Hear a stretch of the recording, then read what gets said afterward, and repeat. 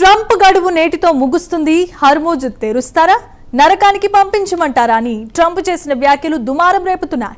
America president Trump సహనాన్ని కోల్పోయి ఇరాన్పై బూతులతో విరుచుకుపడ్డారు.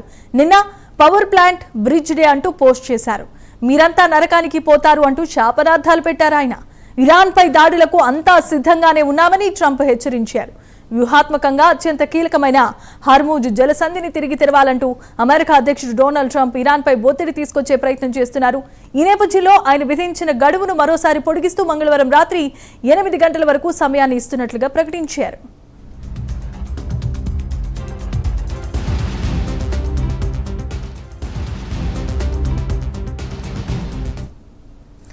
ఇక ట్రూత్ సోషల్లో చేసిన పోస్టులో ట్రంప్ తీవ్రమైన వ్యాఖ్యలు చేశారు.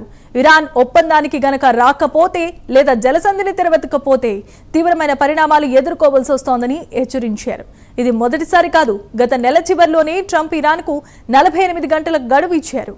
ఆ తర్వాత ఆ గడువును పలుమార్లు పొడిగించారు కూడా. తాజాగా మళ్లీ గడువు పెంచడం ద్వారా చర్చలకు ఇంకా అవకాశం ఉందనే సంకేతాలు ఇచ్చినట్లుగా తెలుస్తోంది.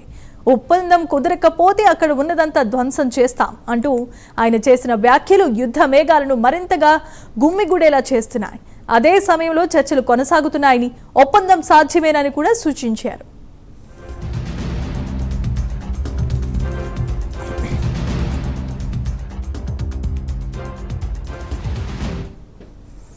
అటు ఇరాన్ కూడా అమెరికాకు గట్టిగానే హెచ్చరికలు, కౌంటర్లు ఇస్తోంది. తమ మౌలిక వసతులపై దాడి జరిగితే తగిన విధంగానే ప్రతిస్పందిస్తామంటూ ఇరాన్ విదేశాంగ మంత్రిత్వ శాఖ ప్రతినిధి ఇస్మాయిల్ బఘాయి అన్నారు.